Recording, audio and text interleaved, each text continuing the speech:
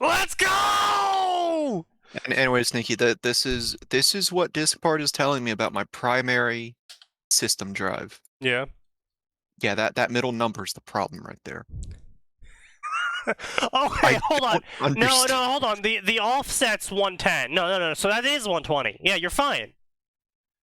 No, I'm not, because it's supposed to be 500 by default on Windows 10. Yes, you are correct. Yes. No, I'm aware the offset's there, but like the actual size is that. The offset's just, the backup. It's still annoying. It's still annoying because it's still a little more than a fifth of what it should be. So I was right with my 120. Yes. It's just more retarded than I thought it would be. Yeah. 120, but it actually got throttled to 0. Essentially, yes. We do a little bit of trolling, gentlemen. I'm so sick of Windows 10's shit. So anyway, this is Fanfiction M Theater 9005, episode 45, with your host, Sneaky Devil. Yeah, so Tojo just sent in a story, and it's Naruto Elden Ring, and I can't not laugh at it for a real hot second. Okay, hang on. Yeah. Just before you do. Yeah. Sorry, I came back and I have something that you might like, Sneaky. Oh no. Well, hate to see. It's an AO3, but it's particularly noteworthy. I actually can't cover that. Really? Yeah, no, AO3 actually hands the rights to all fan fictions written by the authors to the authors. So, No. yeah, I actually can't. Yeah. Can I read the summary to you, though? Go for it, yeah. In Invincible Summer by Shanna Storyteller, when Naruto is 5, he's gutted by a drunken civilian and presumed dead. 6 months later, a girl with ash pale hair and dark blue eyes enters the academy. Oh, Gender boy! fluid Naruto. Oh, I remember this thing. Wait! So you're telling me he has left a corpse in the middle of the road and no one was like, we should probably, like, bury this? Dude, listen, gender fluid people are those that live between death. Yeah. I mean... I remember this. Yeah. The first chapter was decent, but then it just got way bad. So we're going to be doing a lot of Overlord today. And we're doing a lot of Overlord today because when I was searching for Overlord stories to read, because I finished Yellow, which was really fucking good. Oh, Yellowness, that was a good one. Yeah, Yellowness is really good. Unfortunately, the author was right in his author's note, which is, his author's note was like, I'm writing this story because I've looked into every single section for Overlord, and no one's written stories like this. And I'm just like, yep, he's right. No one fucking writes these kind of stories, and they're good. And I don't understand why more people haven't done it. Probably because everyone wants to be the OPOC. What is Yellow exactly? So Yellow is the story. So are you familiar with the plot of Overlord at all, the anime? Yeah. And the game. So Yellow is the plot of premise of Isekai into Overlord, specifically the game Yggdrasil. And the Isekai soul occupies one of the NPCs of Nazarick. And so they are only aware whenever their NPC body is being commanded to do things by the players. And they were around for several years as an NPC. And then they get carried over into the new world, at which point they can actually start acting on their own. But Ainz is also there as a person walking around in the story, but the story focuses on the Isekai character who was an ex-NPC. Interesting. Because, it's a different angle about the whole fanatically loyal shit, because she's not the target of the fanatic loyalty, she's expected to show the fanatic loyalty. But she's not fanatically loyal in the slightest. Well, so does she have control over what she says and stuff? Or is she just, like aware? No, it's not I have the body must scream thing. No, they're fully aware. But the downside to this is also that they don't actually know their own backstory. and they don't actually have knowledge of all the magic they can cast like the rest of the NPCs do, because they were aware before the whole swapperoonie. Right. So yeah, it's a lot of I am winging it sort of scenarios where they're navigating the fact that they have to pretend to be a fanatical cultist towards a who they know is a middle management salaryman from Japan. Can they say what? I mean, are they able to say any of that to him or no? Oh yeah, no, they can fully say everything they want, but obviously they can't just come out and be like, "Hey, I am also aware, Mr. Overlord, who is extremely paranoid about his NPCs turning on him. I do not wish to be loyal to you anymore." Oh yeah, that's good. I do not wish to serve you anymore, Father. I wish to flee this land. But yeah, so it's a really good story. Also, like, if you end up like telling him that, and he's like, "Oh, thank God, someone else normal," you might just get yourself murdered by the NPCs because suddenly you'll be Ainz's favorite for no discernible reason. Now to be fair though, she is Ainz's favorite according to the NPCs, but that's because she was the potion maker, the NPC potion maker. So all of the players, instead of speccing into Alchemist as a class because of how Yggdrasil operates, they just got an NPC to do that for them instead. So all of the Supreme Beings constantly went to her, and all of the NPCs are like, she's the favorite of them all, because they can't really comprehend, game They don't understand that I love this NPC because it saves me effort. Yeah. Yeah, not because she's actually the favorite, but because she's basically a vending machine. Reincarnated as a vending machine took a weird fucking turn, eh? Yeah. But anyway. So our first story for the night, I guess, is this shit that fucking Tojo just linked me. Yeah, I thought you'd like that. I actually haven't even touched. I read the first chapter. It's so safe. First off, Neon Zangetsu. So yeah. It doesn't matter how many people favorite and follow this story, it's never getting completed. But read the pairing and the. I am looking at the character listing and I already fucking hate it. I'm gonna be real with you here. Yeah. I hope so, because he says some really fucking weird shit at the end of the end of the first chapter. Not like Twitch terms of service, like bad, but just like it's just very out of pocket to say and to make a detail of. I don't know. Yeah. No, I think I know what he's gonna say and do, because this is Neon Zangetsu. And yeah, okay, fair enough. He has been writing. So to give everyone an idea of how long Neon Zangetsu's been writing, he was writing stories that I was reading back in 2010. Yeah. It's been 12 fucking years, and I check in on him occasionally with his new stories, and they have not changed. He has not changed in the 12 years I have read his shit. The only thing that has changed is the fact that he's written stories for more than Bleach and Naruto. Because let me tell you, back in 2008 to 2010, the only fucking shit he wrote was Bleach, Naruto, and Fate Stay Night. Yep. He has expanded beyond that, but not for the better. Because some of these stories, I am just sitting here going, oh, Jesus Christ. I have a How dare you blaspheme like that, Sneaky? Mentioned Don't you mean by Sigmar? Possibly.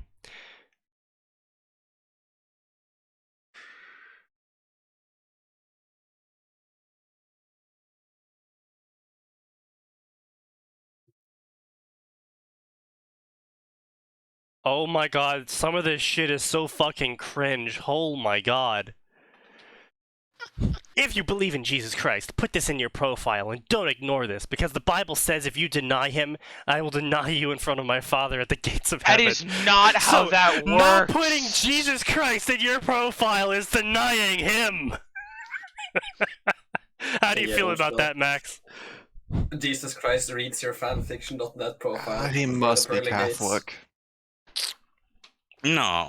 No, he can't be Catholic. He actually quoted the Bible correctly. It's true. No, those are Baptists though. It's also true. A guy went to an author and started to complain about how the book went. The author looked at the guy calmly and asked him, "How do you spell author?" A-U-T-H-O-R? The author replied, "Wrong, it is spelled G-O-D." The guy looked like he was struck, so the author continued, "I choose how the story starts. I choose where it goes, and I choose where it ends. You don't have a right to complain." After the guy left disgruntled, the author was pretty happy. Copy and paste this into your profile if you hate harassment from flamers. Oh, That's the boy. moral of the story? Bro. Yeah, that's the moral of the story is, yeah. Someone comes to the author and goes, "Yo, dude, I don't like your story. I don't like where it goes. I think it's completely garbage." And your response is, "Yeah, well, I wrote it." I like that he copy Therefore, I am pasted. God. I like he copy pasted this right under the Jesus Christ copy pasta, Yeah. just to Literally really nail commits an it. act of blasphemy. So what you're saying Yeah. is he's definitely a Baptist. Yes. Only Baptists can be this retarded. This is a fact. No, Baptists are usually pretty okay folk. Not the Baptists I meet, man. They are like the definition of autistic. You should probably meet a Southern Baptist then. They Yeah, are no, in on the some South- wild I mean, shit. in the South, Northern I'm in Baptists and Florida. Southern Baptists are different. Then you have your Northeastern Baptists. Yeah, we actually don't have Word. any of those. They We're just- arrive very unexpectedly, and The- no one's ever quite sure when they'll leave. They're just atheists. Like, Vermont's like 60% atheist. And you can't expect them to leave. You'll have to make them leave. No, Listen, it's a joke that maybe Sneaky will get. It was a nor'easter joke. Yeah, Okay. yeah. I got it. But I just love this thing. I love this whole setup here. "I don't like your story." "Yeah, well, I wrote it." Oh, yeah, yeah, but that's- you're still dumb. That's why I'm complaining to you about your story. Yeah, I'm not- I am requesting to speak to the manager. I am Well, talking I'm to the the manager. manager. I don't like how this store is being run. "Yeah, well, I run the store." "Yeah, that's Yes, why I'm that's why talking I'm to here. Hey, by the way, Sneaky, would you be surprised if I told you that Niazagetsu has an obviously Naruto Simps or Ranny fic? Is it the one you sent me? No, it's a different one. All right, for sure, send it. He already has 3 Elden Ring Naruto stories. Yeah, you know believe this what? shit? Not a single one of them's ever gonna get finished. Probably not. Here be is good. some Yeah, anyway. reviews Yeah. I Yeah, copied from one of my stories. Did this dude really put his own fucking reviews into his author profile? The 10 Commandments of reviewing. Oh, I'm sorry. He has 4 Elden Ring Naruto stories. Wow. Amazing. Oh god, oh this is so fucking cringe. However, the death penalty is severely underrated.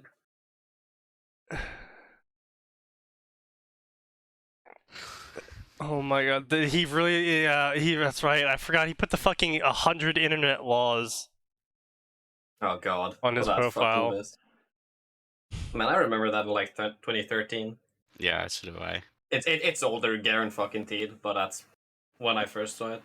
My favorite like copy and pasting was the bullying one. That was always my favorite to see. True.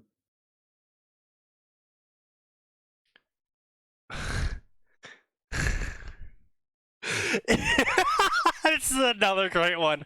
95% of the kids out there are concerned with being popular and fitting in. If you aren't part of that, if you are part of the 5%, copy and paste this into your profile. I can feel my soul leaving my body. If you're a non-conformist, put this 13%. boilerplate conformism into your profile. Hey kids, do you Uh, conform to something everyone else is saying? Then do this. Yeah. Oh, what is his longest story, actually, now that I think about it? Really? Find out. Only 190k words. I think Gray and I have Impressive. officially actually surpassed that. Pretty easily, yeah. How many chapters are you even up to? Oh man, he even does some Naruto Game of Thrones stories. 11 Wow. chapters. We're at 150k words. Damn. Yeah. Fucking damn. When was the last chapter posted? A month ago. Oh yeah. Oh god, it's already been a fucking It's month. been a fucking month. And we're only a third of the way to the next one. Oh hey, Sneaky, you should read this one on his profile. It's called "Why Boys Shouldn't Cheat." You should definitely read that. It's at the very bottom of the profile. Yeah, I'm good. Okay. Anyway. Now that I'm no longer dying. You sure about that? No. Natsu sits in the middle of the playground, smothering his fingers across the Sandime signature. She can't believe this is working. The old man knew Naruto better than anyone.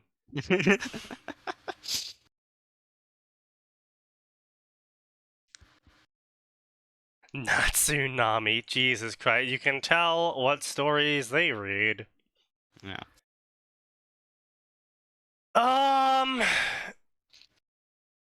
No, not this one. It's not Overlord of the End. So, yeah, this is what I want to get to eventually. So I was going to look for more Overlord stories recently, and the crossover ones were really bad. Yeah. I mean, Like, this the surprises precisely crossovers nobody. were really bad. Yeah. You know, Sneaky, I've broken out the big shot glass for this. Have you know? Yep. So I'll drink to that. Okay, fair enough. I'll permit it. Aren't most fanfics really bad? Fuck you, Shadow. Yes. Where's my glass? There it is.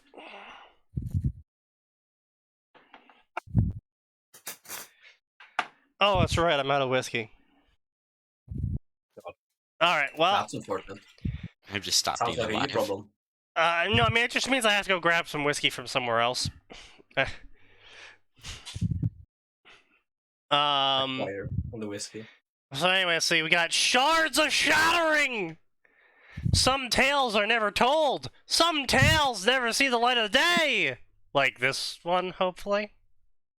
God, I fucking hope so. Others are told time and gain, only to be forgotten both by people and world itself. These are the stories.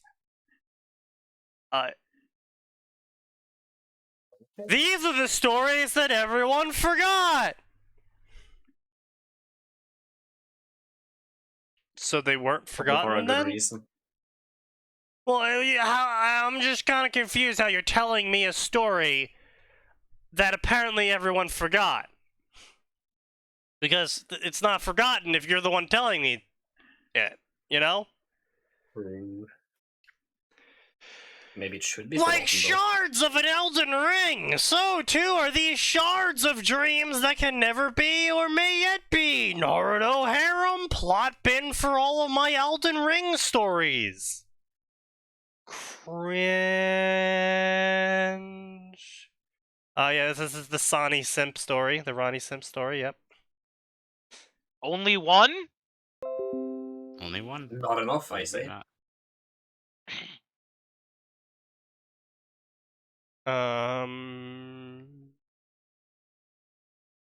Why are you like this?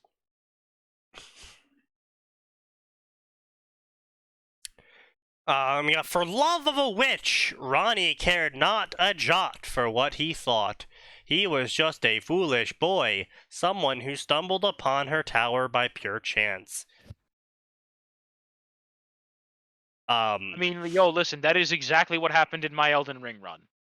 And mine, whoa. Yes, everyone stumbles upon her tower by pretty much pure chance because no one has any fucking idea what's going on until it's their second run. But second off, he has nothing to offer her because she just stumbled upon his tower after he fought his way through the entirety of the Raycaria fucking castle? Is he a Lucario? Carrion. Like, saying you stumbled upon her tower is really disingenuous, because it's not like her tower is just out in the open world, and you could just be driving your horse down a road and be like, oh, whoa, fucking, there's this tower here. I just stumbled upon it. It's like, no, it's like you have to go fight your way through a graveyard of magic casting hands. You have to fight your way through fucking ghosts.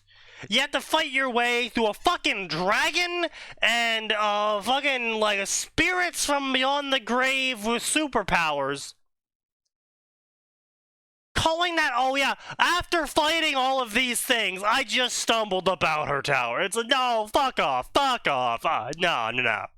Don't give me that shit. My problem there is, had nothing to offer. Like, yeah. Well, if he had nothing to offer her, then he's not Naruto. Because... yeah, well, A, and B... Naruto. Making it there is the offer. Well, I mean, yes. But that's my point. But also at the same time, it's fucking Naruto. It is Naruto. So unless you're telling me that Naruto, child Naruto, yes, is the only thing. Child Naruto is the only person that has nothing to offer anyone. So child Naruto. He's still offering like the fact that he has a tailed beast. Well, I mean, yes, but he doesn't know how to use it yet, and he hasn't contacted the beast yet. But that means it has potential. Right. But if you're gonna judge someone by the first time you ever meet them, child Naruto's got nothing going for him, besides the fact that he's a child and somehow fought his way through an entire magic academy of undead ghosts, goblins, and hands. But that's actually kind of more impressive, but whatever. So ignoring that, so say it's not child Naruto. He's either a sage, a ninja, a seal master, the fourth fucking Hokage. I don't know, just like pick one from the pile. Pretty much any stage of Naruto past him becoming a ninja is him actually being incredibly overpowered. Like even child ninja Naruto is overpowered. So, I'm not sure how this Naruto has nothing to offer here. Surely he can't help her or save her. No way, nay, never. She was well beyond such hope. She was merely indulging her curiosity, nothing more, and yet he always smiled for her. Okay, so the implication is that she's being a tsundere about it all. Kind of cringe, because Ronnie already has a characterization. It's not really tsundere. I mean, she's a little soon. She's more Dandere than tsundere. I mean, fair, but there's some dere. Well, obviously there's dere. It's just she's Dandere, which is being the cool and collected of like, yeah, I don't need your help. I am perfectly capable of doing this on my own. Madly blushing, being like, all right, fine. Yeah, I mean, in fairness, she 100% is capable of doing it on her own. Oh, she's pretty. Yeah, she got pretty far. She got pretty far on her. I mean, stole the rune of death. Stole the rune of death. Killed herself. She successfully orchestrated a god murder. Yeah, I mean, she completely forces like a bunch of eldritch gods out of their world, and in her ending. So I mean, yeah, it's pretty impressive. Well, no, her ending happens because of you. Like, I'm saying before I know, but, that. True, but I think Blythe would have still managed to get to Nokron. I think it's reasonable. I mean, ultimately, in the end, she didn't have a time frame. She wasn't running on borrowed time. She effectively was immortal at this point. It was like her body wasn't disintegrating or anything, so she was just waiting for an opportune moment.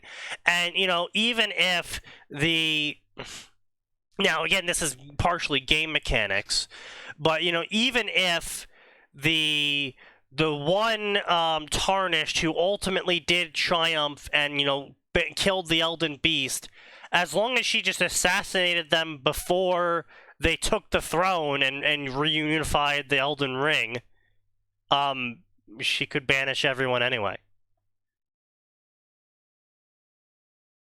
So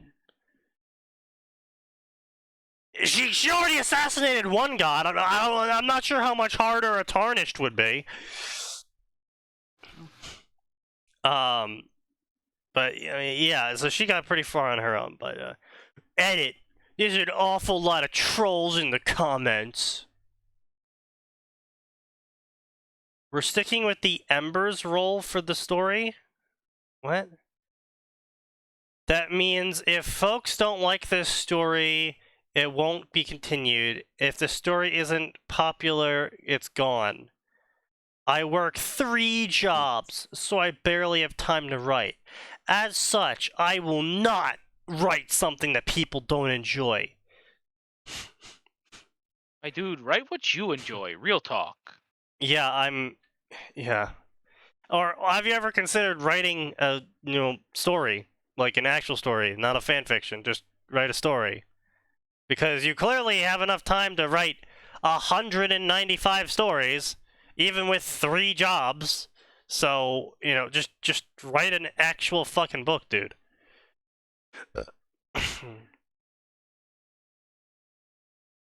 I work nearly all the hours of the day, and I can't write something that people don't like.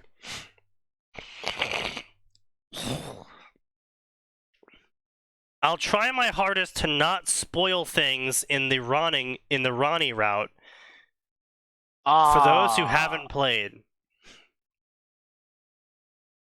The game How has you been gonna out. write the Ronnie route without spoilers, dude? Also, at the same time, the game's been out for fucking months. Yeah.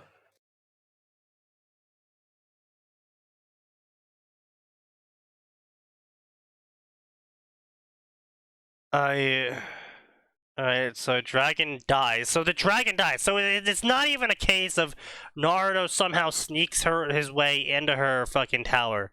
Straight up, the dragon dies, and she's just like, yes, yes. I mean, have you seen that dragon? That dragon has, like, X-ray vision. Sneaking past it is impressive.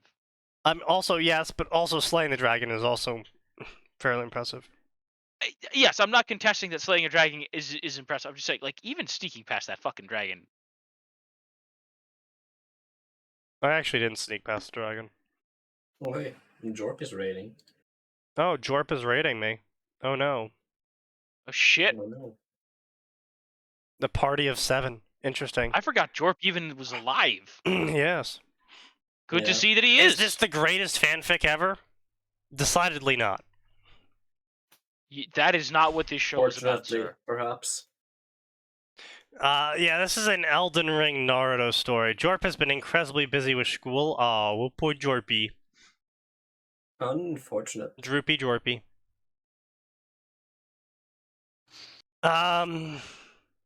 Yeah, there was a fox betwixt her land and the tower she saw it. Oh, they're in the fog. Wow, I'm already drunk.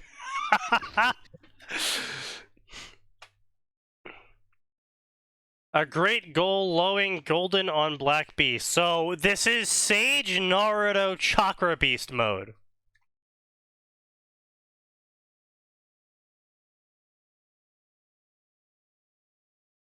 And Naruto's trying to show the dragon mercy. That dragon doesn't need mercy. He runs away like a coward when he gets on half health. Yeah, he just kind of dips. He And kind of dips What's to the this other in side my- of Liurnia too, which is whack. yeah, anyway, so he shows the dragon mercy, and the dragon proceeds to give Naruto a face full of glintstone breath. To which Naruto then proceeds to bite the dragon's head off. Fair. As you do, I guess.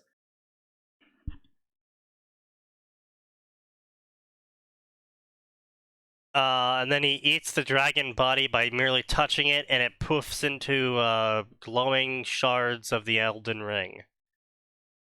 I'm gonna be real here. I think Elden Ring's shard system is incredibly cringe. What do you mean? So in Bloodborne, you collect the blood of the fallen, and the blood contains the memories of the creatures that bled it. And it's like it's very symbolic, first off. Second off, it's based off of already known occultism, right? Third of it based. Yeah, third off, pretty based. Dark Souls, when you kill people, you collect their souls. It's pretty open shut case here, It's in the title. Well, not only Dark that, Souls. but it's like it's not even using any symbolism, It's just you're just straight shit collecting someone's soul, right? Give me that. In Elden Ring, when you kill someone, you collect minuscule fragments of the Elden Ring from them on their death, With the Amazon gift card. to which you use to then strengthen yourself, so you can gain the full Amazon gift card. Yes. And there's very little symbolism there. It doesn't really make much sense why everything in the world somehow has bits of the Elden Ring jammed inside them. Because something it shattered and shot in 6 million directions and ended up in everybody's soul. Right, but then why does the people that clearly worship gods that have nothing to do with the Elden Ring have runes? Ah, dude, the runes are like, think of it like radiation from an atomic bomb. It just kind of like permeates the area. Well, I mean, if the yes. Japanese man is telling me it's like radiation, then I guess I'll just have to believe him. I mean, isn't You know, Elden Ring something- just like a pretty complex Hiroshima simulator? Pretty Yeah. much. Look, as an expert in radiation poisoning, But I'll tell you a lot about the that. second thing here, though, is that I really don't like the whole, when the big creature dies, it poofs away. It's pretty obvious, and I think everyone here will agree with me, that the big creature poofing away at the end is just game mechanics. Unless it's like, the Hunter's Nightmare, where nothing there is actually alive or has a body, and they're all actually souls fighting each other and shit, and there's only like 3 people in the Hunter's Nightmare that actually have bodies. But point being, though, is that a majority of enemies across all of the Soulsborne games have all actual bodies, and when they die, the only reason why they poof away is because game mechanics dictate that trying to ragdoll a massive fucking body for no clear reason has no reward to it. Also, it tanks the fuck out of the frame rate. Also tanks the fuck out of the frame rate. Yeah. The true Also Elden gets Ring in was your the way. friends we made along the way. Yeah, true. Decidedly not. It was. You're right. Potatoes. I didn't get into Elden Ring from busting Alexander's ass. You got a talisman. I mean, that's a really interesting way to come out of the closet. But I'm proud Yeah, of you. What? No, Good on you you, smash him into pieces and take his soul, you muppet. If that's how you would describe your actions, then I mean, feel free. But Fair enough. Fair this is enough. a family-friendly channel. Yeah, we have to keep the kink Yeah. play talk to a minimum, if you would.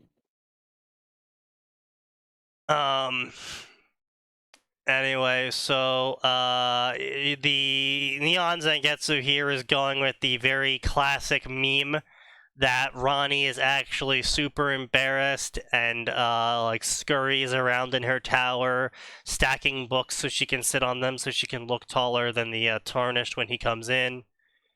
All those meme pictures that people made, The mayonnaise. the memes. You know what's weird? I've Um, noticed that Neon Zangetsu writes in a lot of his stories, like very frequently, this exact phrasing of X blinked once, then twice, thrice.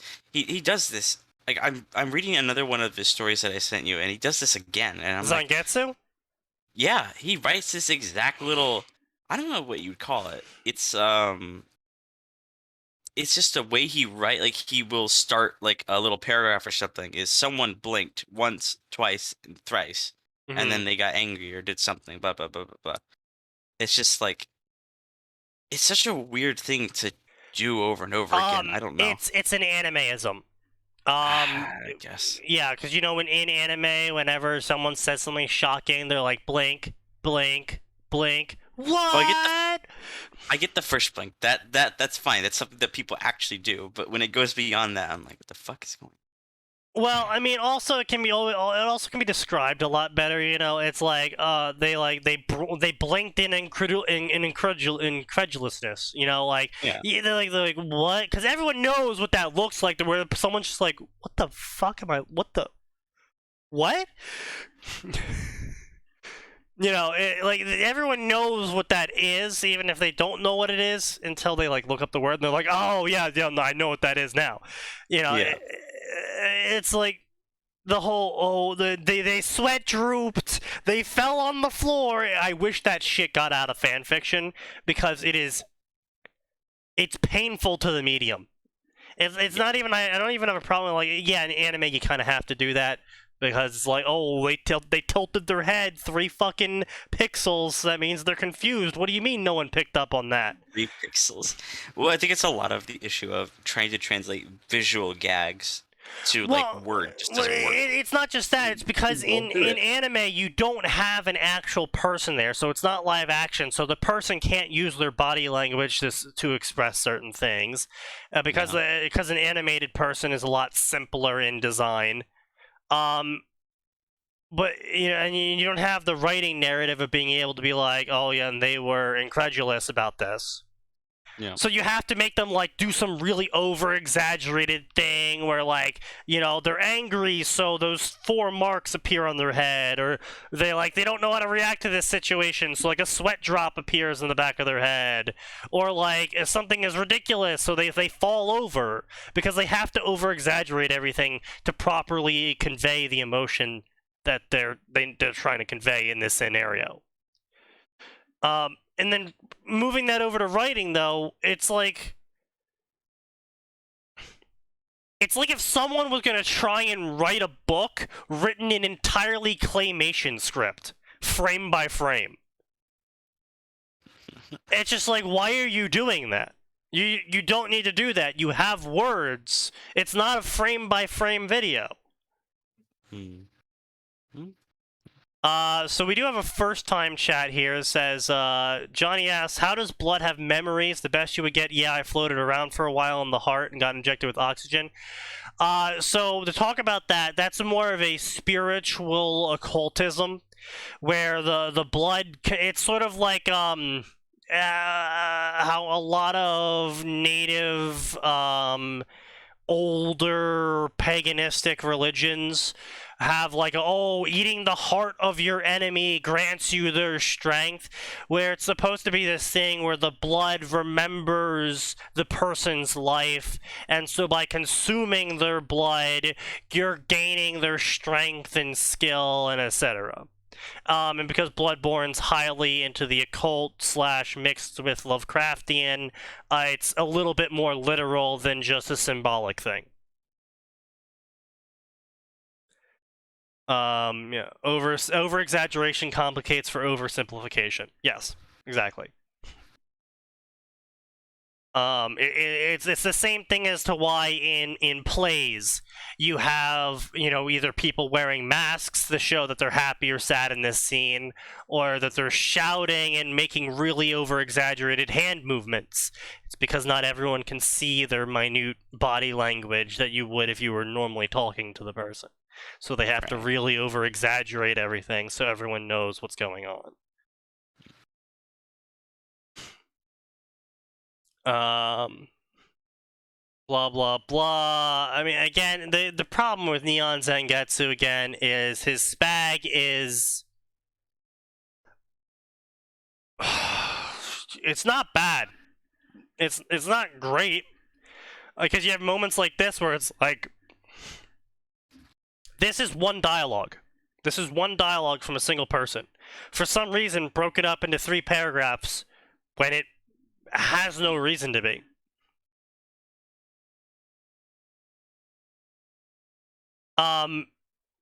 And unfortunately, now that I'm looking at it, this middle paragraph is actually Ronnie's thoughts interrupting what he's saying.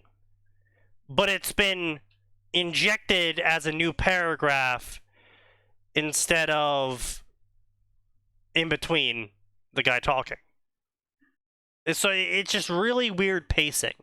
And that's something that's always really gotten me when it comes to Zangetsu, because he'll also do shit like this, 1 dot, 2 dot, 3 dot, as like a pausing thing, instead of just a normal ellipses, but he'll also do a normal ellipses combined with it. And it's just really weird pacing that is just kind of just always throws me out of his stories.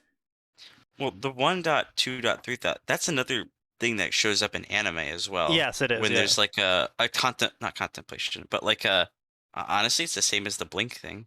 Yeah. Where you'll see on the screen the little 1, 2, then yeah, you get the idea. Yeah. It just feels like he's writing visuals. Yeah, it's the Yeah, visual. like Like visual I said, gag. he's been doing that since 2008. Like, like this is shit that hasn't changed. And he has not changed his writing style in 14 years. And it just continues to baffle me. Here we are, by popular demand, a Naruto times Melina times Fia times Rani story. Popular demand! Yes, all of 10 people. Every one of his active readers. Bro, when is he gonna make a fucking Naruto is mentored by the Tongue Eater story? Naruto the Tongue Eater. the Kakaka Sumer. The fecal fillator. Listen, I still wish the amount of energy that had gone into Sir Gideon Ofnir went into Loathsome Dung Eater. The Loathsome Dung Eater! Like, A loathsome we dung didn't eater. get that effort, and I'm like, but why? This could have been amazing. This could have been amazing, and you gave us not enough effort. Which is weird to say about that intro, because that intro is killer. The intro was killer, and then it kind of just, like, really... tarnished. It, like, punches you in the balls, because it's like, the Loathsome Dung Eater. It's like... Yeah, there's like the there's What? like Chieftain of the Badlands, the Gold Mask, and then Loathsome Dung Eater, and it's like, what the fuck? It's did like, say? you couldn't throw a little more effort. Like, if it had been what everyone seems to have, like, Bernstein bears this into remembering, which is the Loathsome Dung Eater! I mean, wasn't it? no, Kinda go wa- back and listen to the intro. He does not put that much hype in Sneaky. No, come on. No, don't lie to me about this. I'm not. We had this entire thing, and it had to be summoned into the meme channel. What's the deal with the Dung Eater? Yeah, like, I hate to break this to you, Sneaky. We had this entire discussion where we're like, he really doesn't ham it up. Arise, ye tarnished. He only hams ye up dead, the who yet Sir live. Gideon Ofnir, and even then, it's The not that much of a loathsome thing. Yeah, I was gonna say it's not that much ham, but No, like, no, it's come on! certainly hammier. No, come on! That's ham! That is ham! What? Okay, it wasn't the high extreme energy, but it was like, the Loathsome Dung Eater! Like, No, but like, it's not like what everyone just subconsciously remembered this as. oh, is my yeah, point. I Like, mean, yes, yeah, everyone more remembers the memes where it gets extremely the Berserker Parody Bomb Banquet. Booty bomb banqueter, the crazed caca consumer, the dastardly doo-doo devourer, the evil excrement enjoyer, the freaky fecal feast, the garish guano gobbler, the hellish Garish guano slutty gobbler. order, infamous, icky slicky ingester, mad manure muncher nefarious, number 2 Nibbler. What? Oh, Max died. Excellent. Yeah, he probably just had to restart. Ooh, plunderer, the sick. He was cursed. Shit snack, the tricky turd taster, the worrisome waste Waste wamper, wamper. Gideon Offney, the all-knowing, the repugnant rectum robber. The repugnant rectum robber.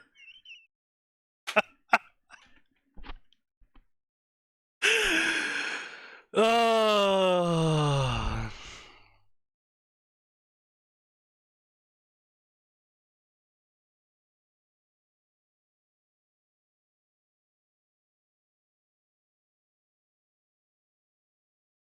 I have no idea what the fuck Tojo just posted, and I'm not okay with it regardless.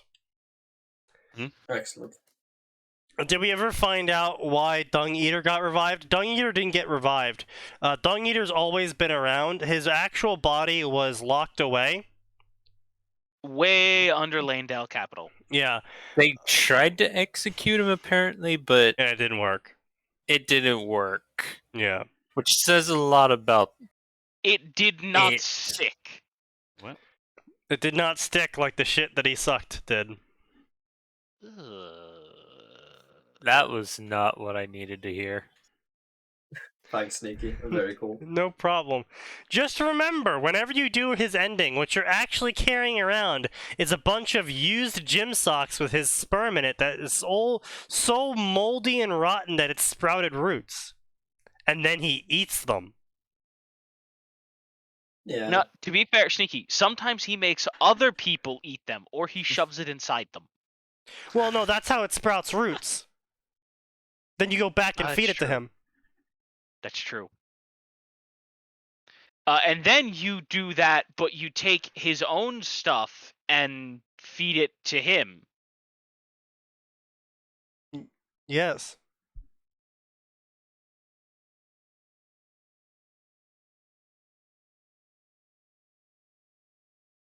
Remove the mind images immediately? No. You will now only think about consuming crusty gym socks that are growing moldy from their contents. Delicious.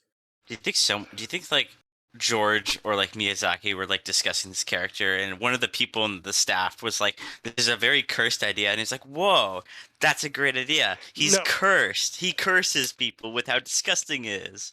I'm pretty sure George R. R. Martin and Miyazaki sat down, and Martin was like, "Yo, I want to put a guy that shoves his sperm into people until they grow roots." And then he eats Miyazaki it. was like, "Sure, as long as I can put more More feet in there." Yeah, More feet, yeah. only if I can fit more characters who are barefoot into the story. And Martin's like, "Don't worry, man, I got you covered." He's like, "Don't worry. As long as we can make sure the loathsome dung eater is barefooted as he walks around with his big fat hobbit feet." No, he actually wears all plate mail. Thank God. Nah, I know. What is it covered in, by the way? They look like Growths. barnacles or something. It's covered in growths. Those are the horn growths from the Omen. Oh, The big guys. Yeah, that makes sense actually. Huh.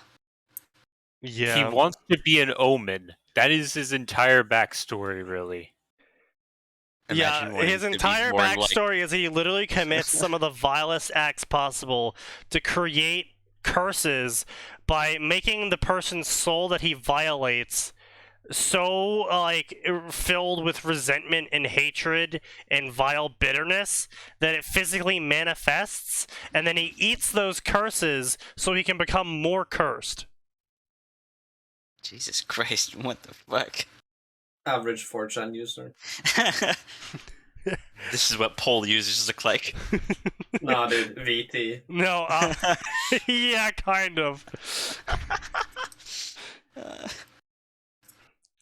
hate that And place. all of Fauna's fans are just Ronnie Simps. Yeah. Fair enough. We do not speak I'll of the accept board. No, we do There's speak just of the board. They're just druid Ronnie Simps. The growths on his armor are that didn't evolve? Yeah. A little bit. Maybe. Perhaps. That's a big tree. Karama's remark was on point. That was a big tree. A very big gold tree. Very nice. Very impressive. Very bright. Impressive. Very nice. So yeah, he wakes up, giving me a headache. Ring on your finger. You got hitched. Look around, something, Never gets it. halberd,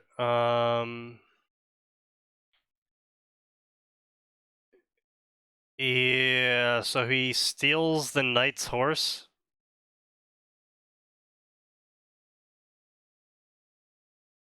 Something, I could not be fucked to read this guy's story, I'm gonna be real with you. I couldn't even be fucked to scroll through it, to be honest. I kinda wanted to just move on. I can't believe Sneaky prefers the Dung Eater tree to my Erd tree. Indeed. The Golden Sun. I didn't ask to die in the first place, let alone wake up as a demigod. Fine, I'll do it right this time. The world is my oyster. I'll live a second life to the fullest. I'll show them all. What's that? Assassins, dragons, and gods. Why should I fear any of them? They all sound like a proper challenge. Bring it on. I can't wait to see what comes next. Naruto times Lansax and Naruto times Rani times Queen Marika times Black Knife Assassin.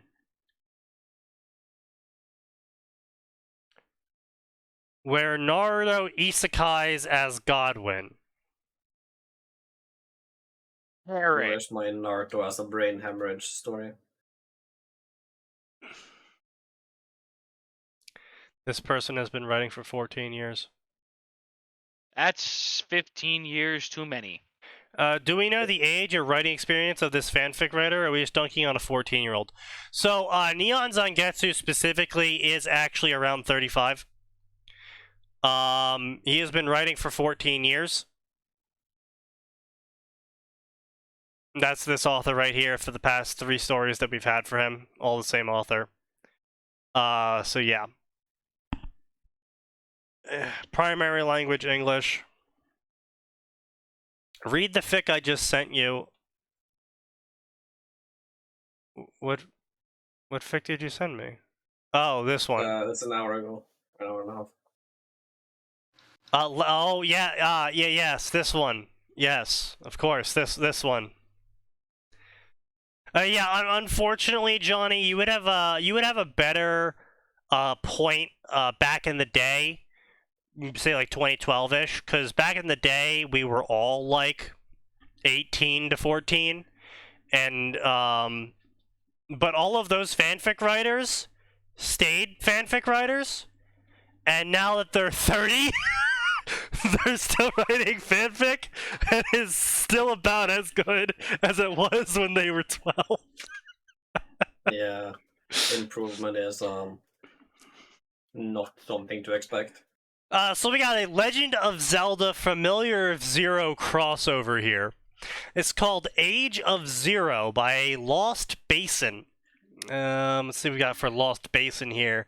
Has been writing for about 5 years now, and this profile was updated. No, Sneaky, that's 6 years. Oh, 6 years. There was a story 6 years now, so they were 30 last year. So this guy's a 30-year-old. So you can take solace when you make fun of him. Oh boy, oh, he's got some really crap stories. Oh wow, he's got some really crap opinions too. I mean, these Does are he now? usually related. Oh yeah, he does. Ooh. Mass Effect Horizon Zero Dawn Overwatch crossover. You fucking what? We'll get to that in a second. This new world is unlike anything he had ever seen, so why did it seem so familiar? A young man finds himself summoned to a land far different from the one he once knew. A young woman struggles to find her place in an unforgiving game of status. Was it fate that brought them together, or are there greater powers at work? A Hyrule alternative universe, not your typical Familiar of Zero fic. So what this author is saying is that Familiar of Zero's Halkaganki Gania, which is the name for their continent, is secretly actually on the same world that all of the Hyrule Legend of Zelda stories take place in. And by the fact that the character, that is assumedly Link, is being summoned, is probably going to be then Link was somehow ended up on an Earth that wasn't Hyrule occupied, and then he got brought back to the Hyrule occupied planet. Because reasons. Once again, the latest alien brain baby my mind has pestered me with. This story is less of a crossover and more of a Legend of Zelda story with a Familiar of Zero AU overlay. Honestly, I got bored with seeing basic overpowered hero summoned into Familiar of Zero kicking more ass than Saito ever could. I mean, Saito was not only your basic bitch human, they were also Japanese. Whoa, hold on a minute. Hey, look, I included you under human. Shut the fuck up. Halfa.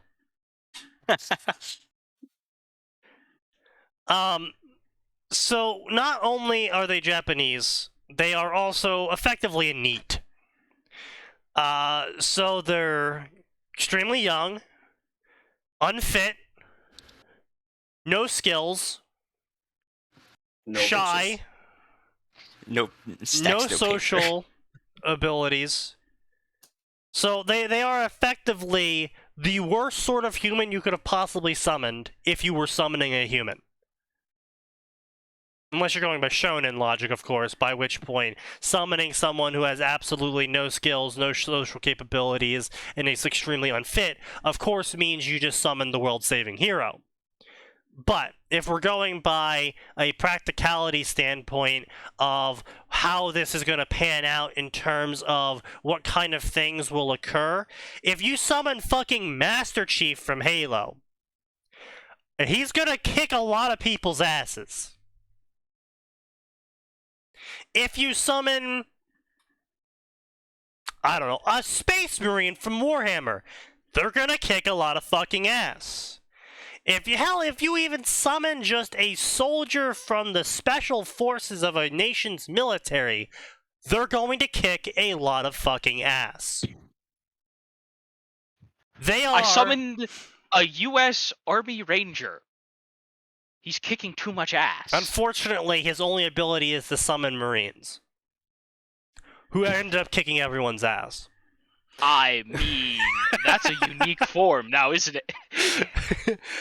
Can you imagine that? I can make the joke because I had an Army Ranger friend and a Marine friend, and the joke was always that whenever the Rangers get in trouble, they have to call the Marines. Don't worry. Just imagine that the Familiar gets summoned. Familiar, I command you to do the most powerful thing you can. Marines appear in the background. Indeed. It's another funny thing is that I learned from my Marine friend. I don't know if he was joking or not, but honestly, considering what Marines do and what Marines get involved in, I full-heartedly believe it. When Marines get in trouble, they send in more Marines. But when those Marines get in trouble, they start having battleships and or planes just start bombing the area. Yes. Yeah. And I'm just Fire like, perfect. yeah, okay, fair enough.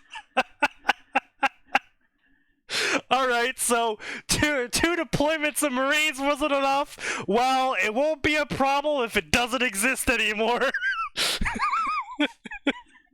Simmons, hit it! Dear grid coordinates. But the point being is literally summoning anyone besides a human civilian would end up with them kicking a significant amount of ass and being considerably overpowered compared to Saito, who was pathetic for a significant period of time. So this complaint doesn't make a lot of sense. Basically, they're saying they don't like that people wrote fanfiction. Which, admittedly, I can get behind. I can get behind that, don't get me wrong. I get Yeah, it's fair. But, if their response is to then write fanfiction as a counter to the fact that they don't like that people wrote fanfiction, I don't know what to tell you.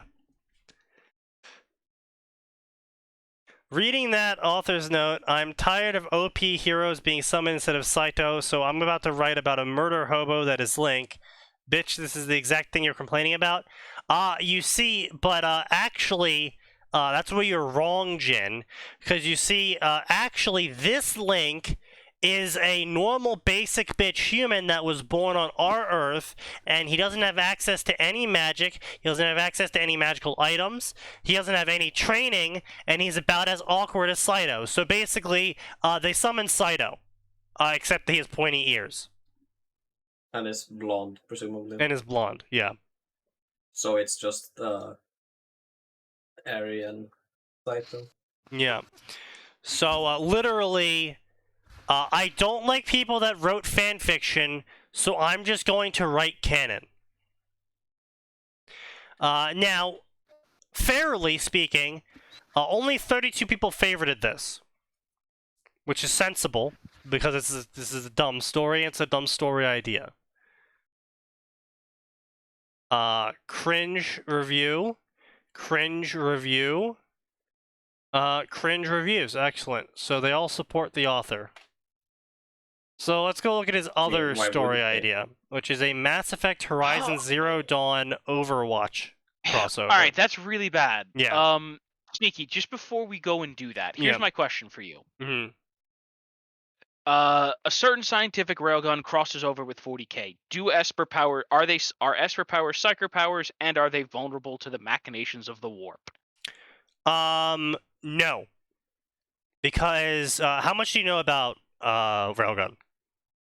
I watched Railgun in and of itself, and I got like halfway through Index before I did not give a shit about Index. That's fair, but Index is actually, basically... I understand Index is the main story. No, it's the lore dump of the series. Yeah. A Link is actually Saito's roommate. Okay, Jesus Christ. I'm regretting not drinking right now. I mean, you can fix that. I can fix that. You're right. And so will I. That's also fair. So basically, Esper powers in Railgun are not like, oh, well, I just have the power to shoot laser beams or some shit, right? No, I know they focus on a concept of some kind. Right. But that's the point, though, is the people with these powers are mentally different in a way, and they all, I guess you could say they all have the same foundation of power and how, like, their brain is different, I guess. But it's basically just autism is my superpower. Yeah, it's basically autism is my superpower, because their power affects how they view the world. Like, Accelerator views the world in vectors, and how everything, the speed of everything, like, that's how he looks at the world when he looks at it. Okay. Like how you would view the world with colors, he views the world with vectors.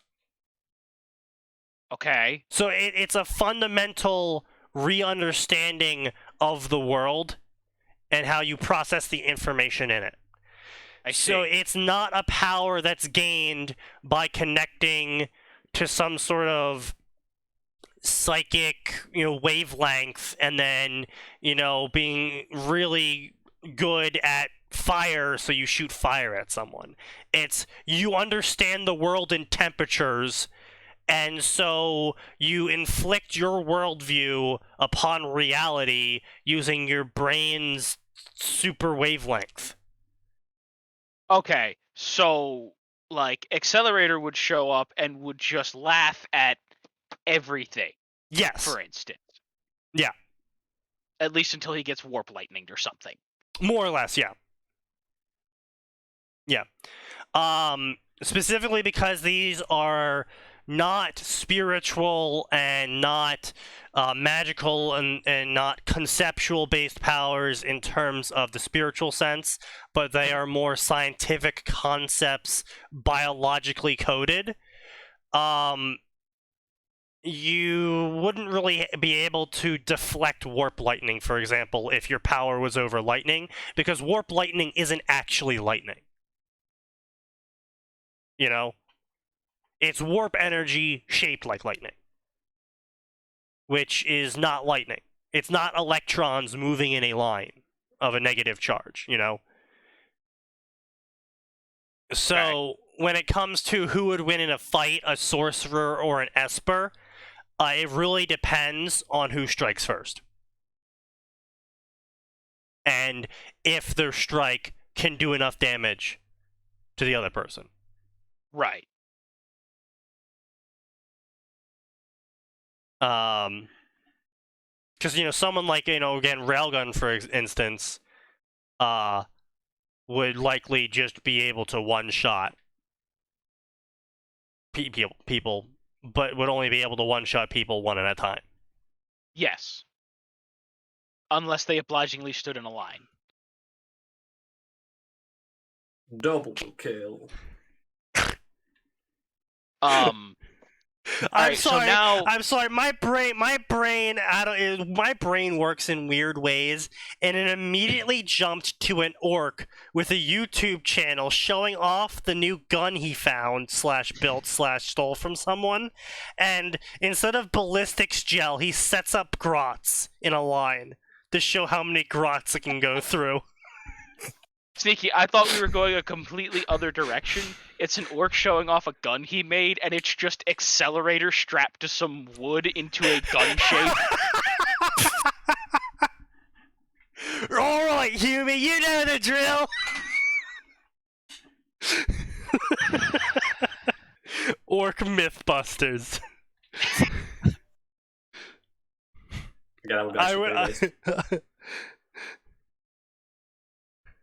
I would read that. I would write that, honestly. It's just little tiny snippet chapters, 2,000, 3,000 words long, maybe. Doesn't even have to be really truly connected things either. Just now, Big Skull here says his skull is tough enough to take a bolter. Let's bust that myth. Well, it's not even that. Alright, I've been hearing talk about how glass can shoot heat rays. So we're going to take all this glass and see if it shoots a heat ray. Well, be damned, it does. And then suddenly orcs just start running around. We need some grot version of Makari, some grot who's continually summoned back from the orc afterlife to continue to be the ballistics dummy. Yes, indeed. Also, at the same time, the greater effects of Orc Mythbusters is that every single time the Orc Mythbuster says the myth is officially real, orcs start running around with that technology now because they all believe it. Oh god, no.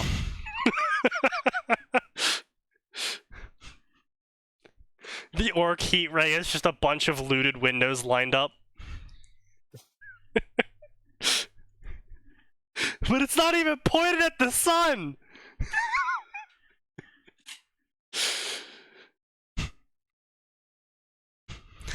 I actually kind of do want to write that.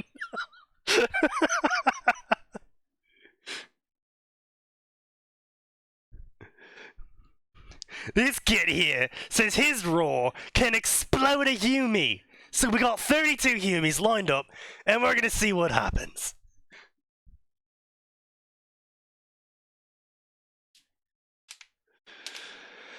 Anyway, Horizon Zero Dawn, Mass Effect Overwatch crossover.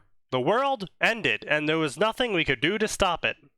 Not by the Omnics we fought against, which is from Overwatch, but by the very weapons we made to combat them, which I assume is Horizon Zero Dawn. It was only the vision of Dr. Sobek that humanity now has a chance to rebuild out of the ashes of our extinction, but we're not alone on our planet or the galaxy at large, which not a super fan of. I would be, how to phrase this, I would be interested in the idea of a post-Overwatch, post-Horizon Zero Dawn storyline where that humanity ends up in the Mass Effect universe as the Mass Effect humanity.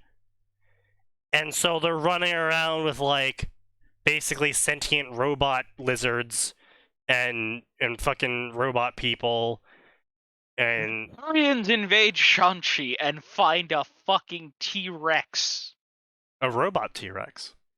with frickin' laser beams. Laser eyes and fire breath, yeah. You know what? We're gonna go home. We're gonna go home, we're gonna lock the relay, and nobody's gonna talk about this.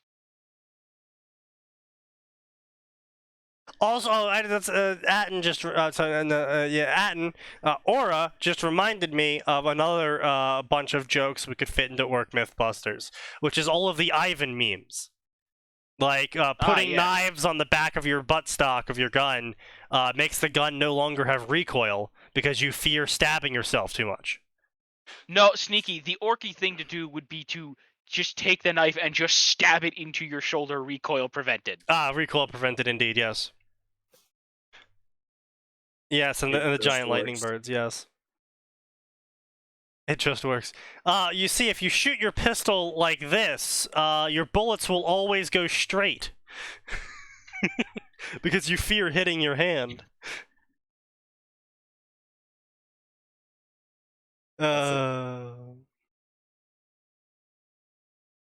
Orc snipers all just stack up with 16 times scopes on pistols.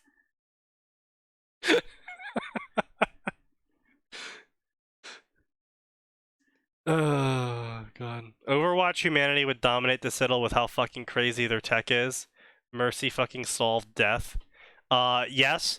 But this is what I'm saying. It's a post-Overwatch. So basically, what this author's premise is that Overwatch occurred, the Omnic War happened, and then Horizon Zero Dawn occurred after that because the robots they created to fight the Omnics ended up killing the Omnics and the humans. And so then from that, then they end up with Mass Effect as their timeline. This has been brewing in my head for a very long time, and I'm happy to present to you my first chapter of Beyond Horizon. The first part will be known as First Contact, focusing on bringing this version of Earth, a mashup of Horizon Zero Dawn and Overwatch, to the galaxy of Mass Effect. So pre-game story will be going on here, and I hope not to be here for too long. My aim is around 5 to 8 chapters detailing the events of humanity joining the galactic community. As a heads up, I do not plan to tell a humanity fuck yeah story. Range. You don't plan on telling a humanity fuck yeah story when you have a humanity that solved death, has man-portable laser rifles, and machines that can reproduce themselves, that are all sentient, by the way. You don't plan on having a humanity fuck yeah story when humanity's hit all of those tech levels, which is so beyond Mass Effect tech level. And everyone in the world in Mass Effect has the same tech level because of how Mass Effect's lore is set up. So you're saying humanity that's got man-portable lasers will not have a fuck yeah moment when in the Mass Effect universe. you fundamentally do not understand Overwatch or Horizon Zero Dawn then. I mean, they are a fanfiction author. The Overwatch humanity crossover with Mass Effect. I didn't mention a thick idea of that. Yeah. I have no Jin idea what is you're on talking. the track. Jin's being schizophrenic here. He doesn't know what's going I on mean, anymore. He is British, so. Is Jin British? Yep. Oh well, shit. My apologies for your It's disability. unfortunate. Yeah. Gotta be one of my least favorite disabilities. What about French? I mean, yeah, that's worse. French is just terminal. Yeah, it is unfortunately uncurable. Um. Well, okay, If there you is a came- cure, but Well, yeah. Well, you know. no one really calls that a cure. The bullet. If you came here looking for that, I'm afraid you will leave disappointed. You will not get a humanity fuck yeah story from here. Kind of a massive ball drop, but okay. If you also came here looking to see your favorite characters from Mass Effect, you will again leave disappointed. So, it's not a humanity fuck yeah story, and none of the Mass Effect characters will be showing up in the Mass Effect story. Yep. So then what's the point of this story? Listen, Ain't that the question? if I don't see Garrus suddenly in Farah armor, why am I here? Indeed. Overwatch and Horizon Zero Dawn have too many characters for me to add any characters from Mass Effect. I don't need the extra weight. So all of the humans from Mass Effect will be replaced by characters from Horizon Zero Dawn and Overwatch, despite the fact that all of Overwatch's characters would be fucking dead. Because Horizon Zero Dawn is literally thousands of years after the fall of humanity. Am I correct, Max? Good talk. Thanks, Max. For very Mass cool. Effect? Why would I No, know anything about that? Horizon No, Zero Dawn. Horizon. Oh, I think it was about that long. Yeah. Maybe a couple centuries off, but yeah. Yeah, it was a really fucking long time. From the events of Horizon Zero Dawn to the main character being the main character. So, even if they all survived the apocalypse, all of the characters in Overwatch would be dead. From just sheer time scale. Unless... Like, maybe not Reaper. Mercy wouldn't be either. Okay, yeah. So 2. Yeah, that's what I'm saying. Like, unless Mercy went around and gave the entirety of Overwatch the immortality nanobots, all of them would be dead.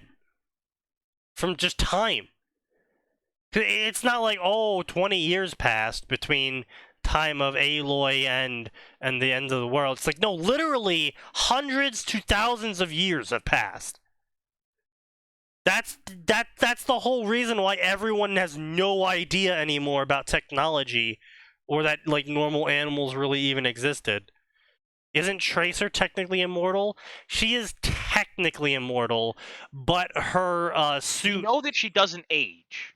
Yeah, she's out of time, but her suit requires maintenance, which would be really hard to perform if all of the factories that produce the parts that her suit requires to function no longer operate because of the giant double what would apocalypse. happen is her suit would stop operating, Yeah. and then she would fall back out of time and would remain there forever. Yeah. Until and unless and until someone, I should say. Yeah. Undid it, yeah. The other problem here is a majority of Overwatch's cast is actually not present during the Omnic War. It was only, Reaper, Mercy, Soldier 76, and Anna? Hanzo and Genji were around. Right, but Genji wasn't Genji of Overwatch until Mercy saved him later on. Yes. I'm just saying they. I mean, Hanzo was still Hanzo, but he wasn't in Overwatch. Right, but that's my point though. Is Overwatch only formed in the way that you know it as a player of the game, only formed post Omnic War, because it was an organization pre and during Omnic War. It's just it was radically different members. Yes. Bastion was a robot that only gained sentience after literally dozens of years out in the forest. Reinhardt, that's true. Reinhardt was actually part of an Order of Knights. I don't think he was part of Overwatch. I don't know. Yeah, that one's a mixed bag on that one. But still, point being is that a large majority of the current cast of characters in Overwatch only came about post Omnic War, which we don't get to in this story because Horizon Zero Dawn happens instead. So I'm not really sure how you're going to explain all the Overwatch characters that would be dead being a part of this story. Magic. The luxury of deciding Shepard's in-game character doesn't translate well, as Shepard is meant to be an avatar for the player and not a fleshed-out character.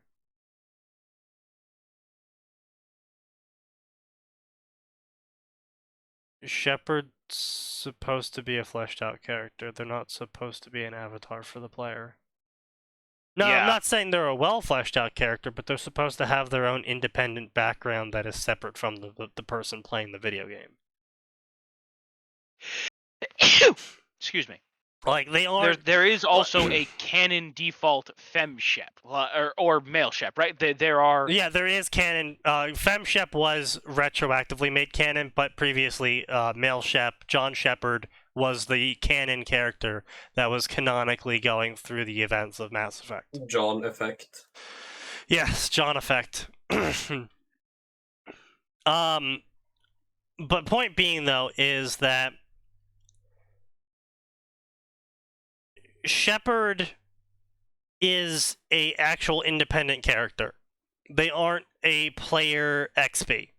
They can be, just like all characters the player plays as can be, but they aren't fully supposed to be a flat one-to-one translation of you to the video game. Like in, say for example, Oblivion, or honestly any Elder Scrolls game. It can be just a player XP because you don't have a background beyond you were a prisoner and you got captured and now you're breaking out / being set free because reasons. With that being your only backstory, you can invent whatever backstory you want them to be. You can just play it like yourself. Like there's nothing that you're supposed to be playing as. Air quotes heavy here. Like for example, if you're going to be doing Shepard with the gang background, you can either play the game and you're one of two choices. You have Paragon and Renegade. So you can either be the gang background and you're a Shepard who was part of the gangs, but once they got into the military, they decided to try and be a better person, and so Paragon choices. Or you're a Shepard who got into the military and your past never really left you, and so you were violent and ruthless. Renegade choices.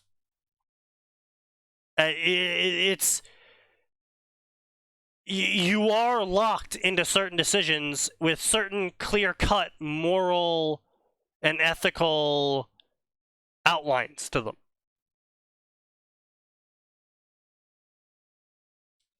So they're not supposed to be a character transplant. You are fundamentally misunderstanding so far 2 of the 3 games you're writing a fanfic so far for. I can't wait to see how they fuck up Horizon Zero Dawn.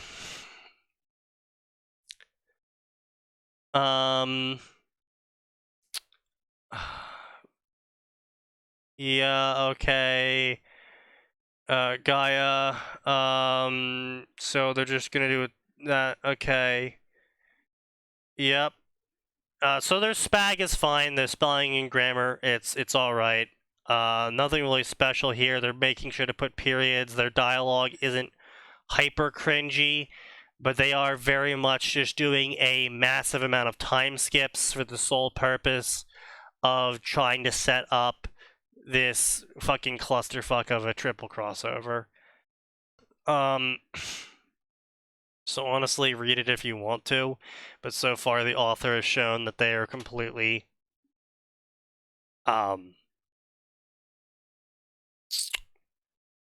what's the word I'm looking for? Not incompetent. They're misunderstanding 2 of the 3 series they're trying to fit into their triple crossover. So it doesn't exactly inspire confidence in me when they're going to try and write this. Despite being technically correct with their technical writing aspects of spelling and grammar. So enough of that shit.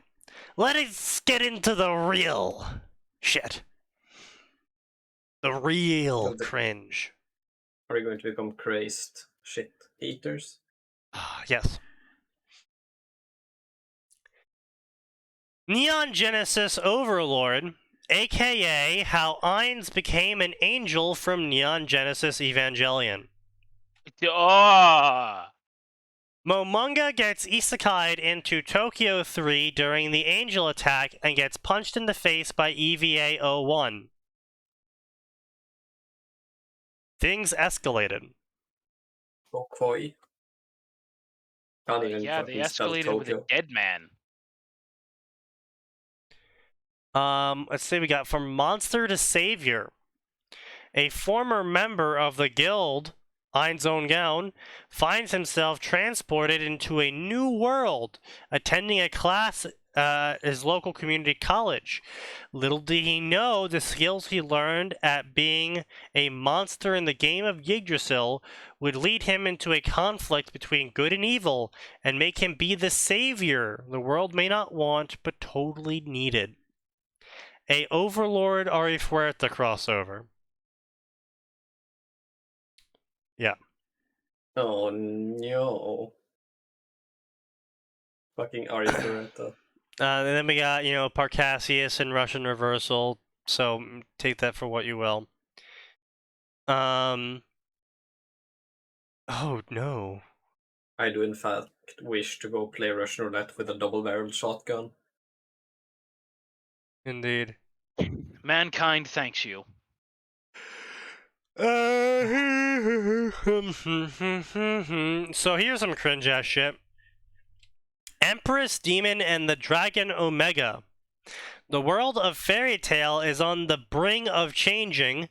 A mysterious person and guild from nowhere arrive. What will destiny of the world?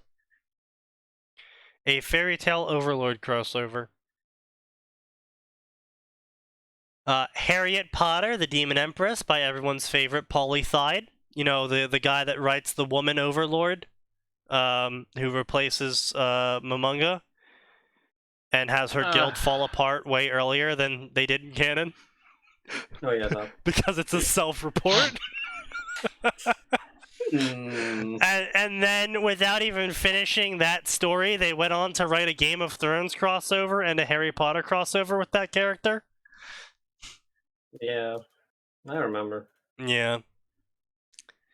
I wish I didn't, but here we are. Yeah, well, here we are. We got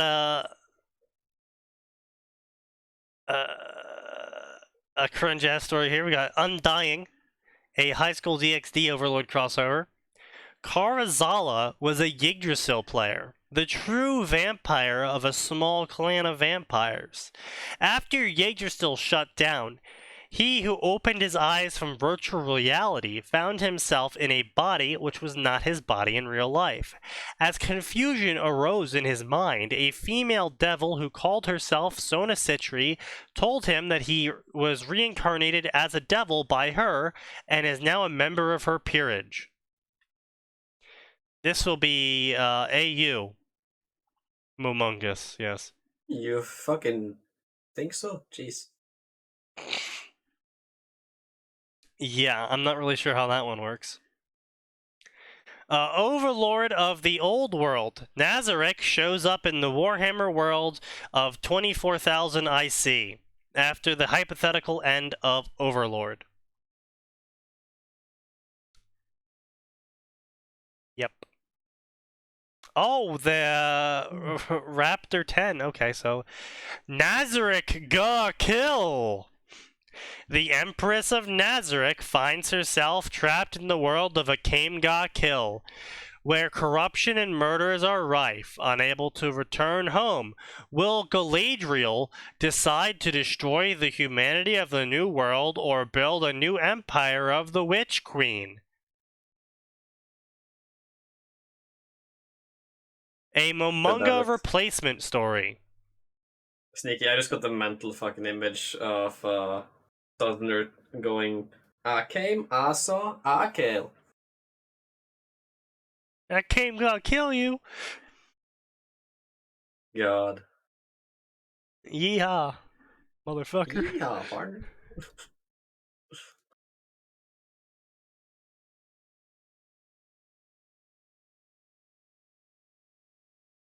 Neon starts so many fics, they're almost the goddamn same. Yes, they are. Yes, they are. An Oni and Aurario. At the end of Yggdrasil, there was only 2 players logged in.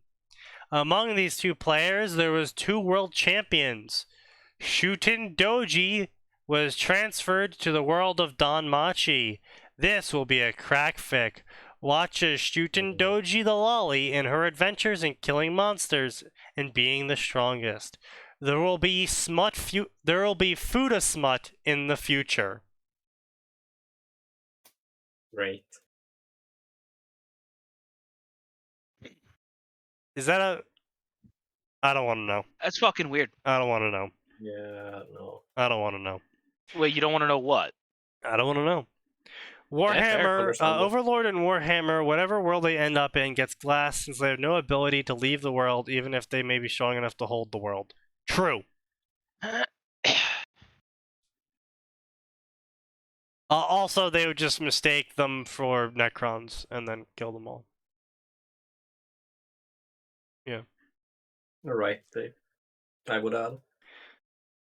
We got Overlord of the Nadshiko.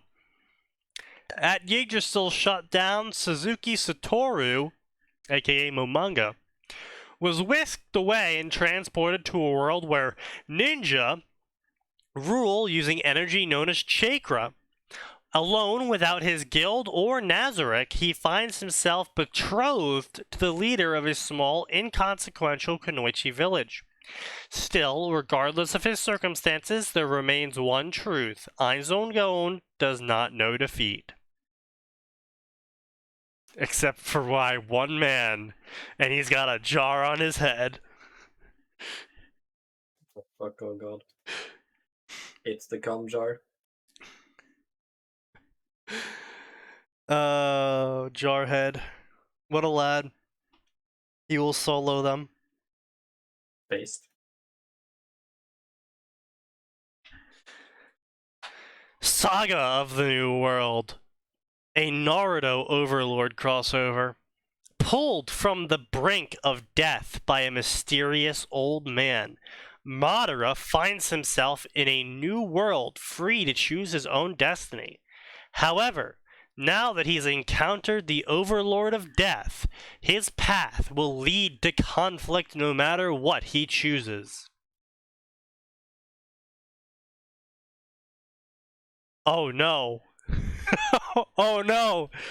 I'm gonna ping Zeeks with this. Oh no. Don't make the man any more suicidal. Oh god.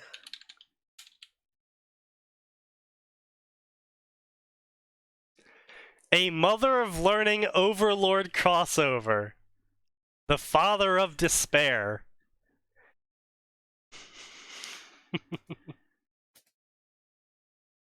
What the fuck? Chaldea versus the 8th floor. Chaldea has found a new singularity with Nazarick, and so now they have to fight through Nazarick. The question is, can Chaldea fight Nazarick? Will they prevail or fall? This is an omake, so don't take it seriously.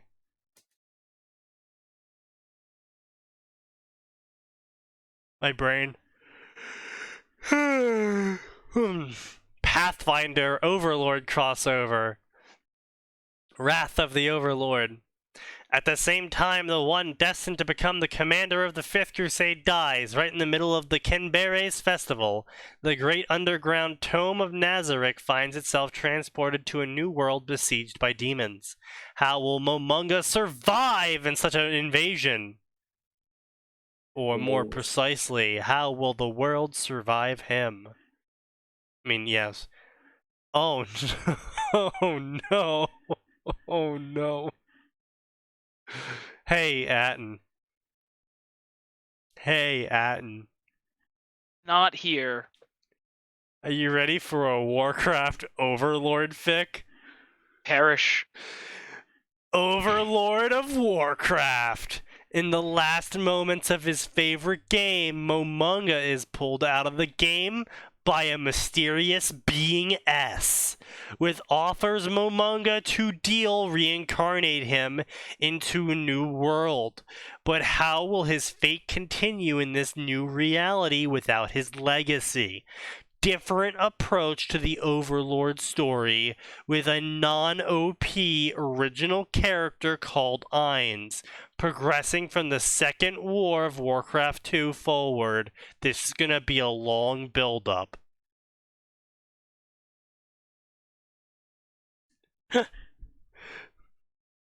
Okay. Oh, God. Avatar Korra and the journey to the new world. Korra wakes up in the spirit world, which ends with her saving her foe. However, after having a conversation with a stranger, she's shocked to find herself in the world of Overlord. Oh, God. This section is so garbage. So it's really weird, right? The crossover section is pretty awful. But the base Overlord section is actually shockingly picky, shall we say. So if I change this to favorite count, I do all time. Like, the top stories are all actually good. Well, I would say like impressive. 9 out of 10 of the top stories are all actually good stories that are enjoyable to read, and it's genuinely shocking to me about this. Because normally, if you go to, like, say, Naruto or the Harry Potter section or wherever else, right? And you go best or top favorited stories, like 9 out of 10 of them are just going to be absolute fucking trash. And you're just going to sit there and be like, why are they so fucking favorited? And you go and you check the first chapter, and it's like, author's note, massive harem, Harry Potter / Naruto times 29 women. And it's like,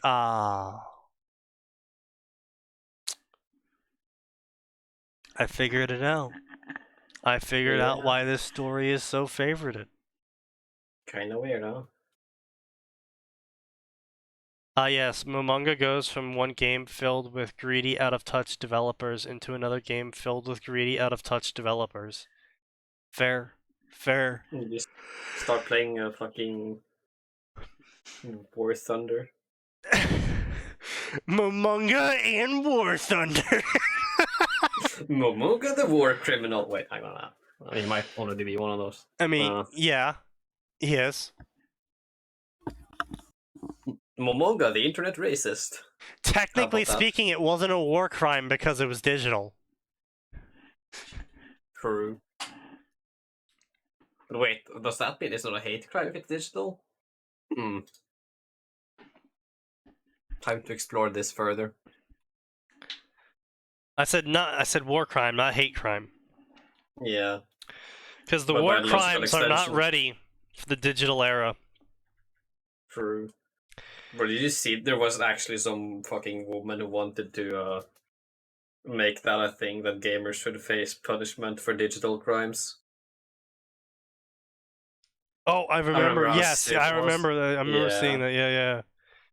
Yeah. Momonga played an MMO, so there's a chance he said the gamer word a lot. I don't think so, to be honest.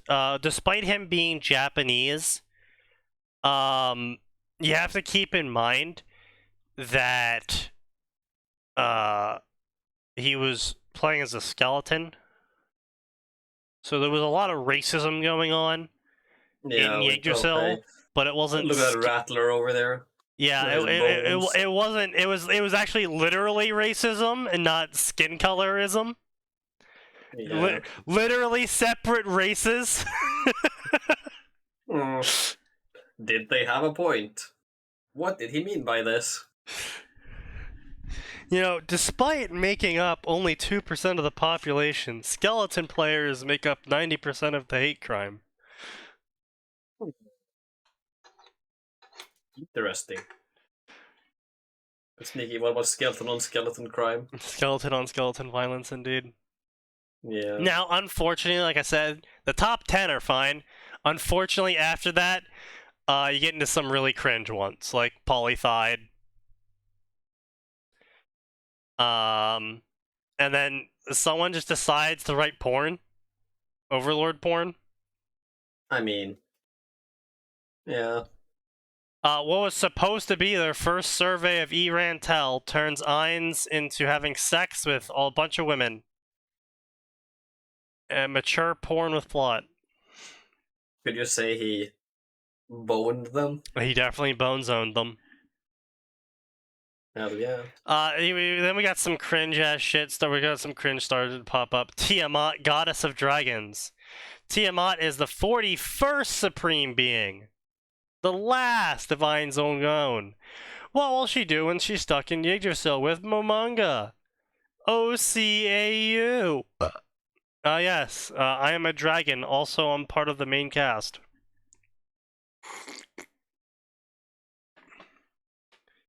I can almost guarantee this story does not. This story immediately starts with Hannah Anna Fellows.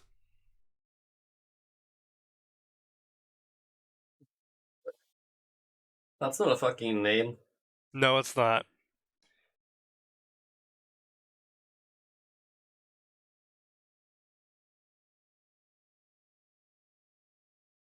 She was such a massive tank that no one in the entire world could do enough damage to her before the PvP flag timed out. He was Not really how fucking fat. A, not how that works. B, you're the... I'm gonna write a story. Also, I am the best tank in the game. Okay. Okay. If you say so. So yeah, it's as I thought. Effectively, the first chapter is just a introduction of the character and then immediately going into the world transfer. So this character is the dragon race and the Tiamat, they're role-playing as Tiamat and yada yada yada haha. So the best story of this section, chaotic fucking good, is an amazing story where the main character does turn into a super OP dragon. But, key word here, it takes them about 10, 15 chapters to get to that point. because he spends all of the time, he spends like 100k words basically outlining this guy's life from the start of him playing the game, to him finally joining Ein Zonedown, to him being one of the last players of the game with Momonga, to him ending up in the New World. 100k, so a solid length book he spends setting up his character and why he's a dragon. Amazing. This person does it in 1,000 words.